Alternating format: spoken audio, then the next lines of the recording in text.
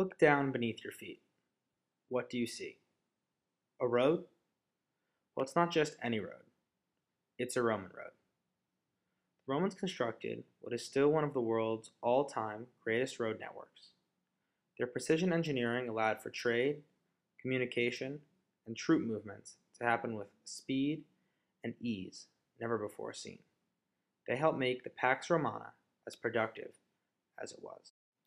Little, though, is formed out of nothing. With this in mind, it seems clear that the Romans, famed for stealing ideas from other cultures, must have borrowed some of their road-building techniques from elsewhere. Previous theories said it was the Carthaginians, whose nation is pictured here, who influenced the Romans, but they were mainly a seafaring people, with few impressive roads. Instead, it appears that it was the Romans' Etruscan and Hellenistic forebears from which they took the idea of a system of paved roads. However, the Romans took the art and science of road construction to a level never seen in the world before and not seen again for centuries after the Roman Empire's demise.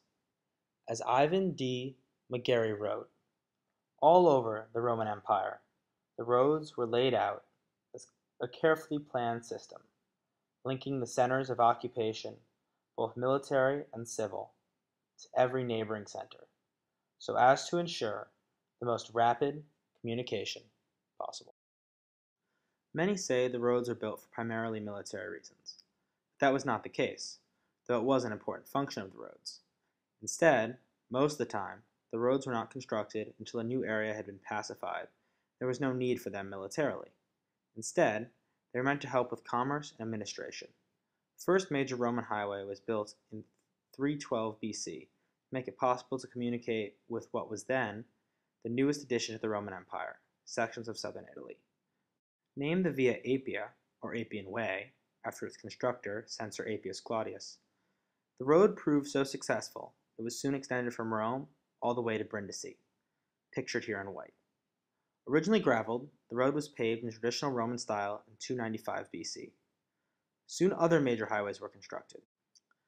By the 2nd century AD, they stretched from, according to Donald Hill, Hadrian's Wall in North Britain to the edge of the Sahara, and from Morocco to the Euphrates. Soon, though, the pace slowed. By the 4th century, it was hard for Rome to even maintain its vast road network.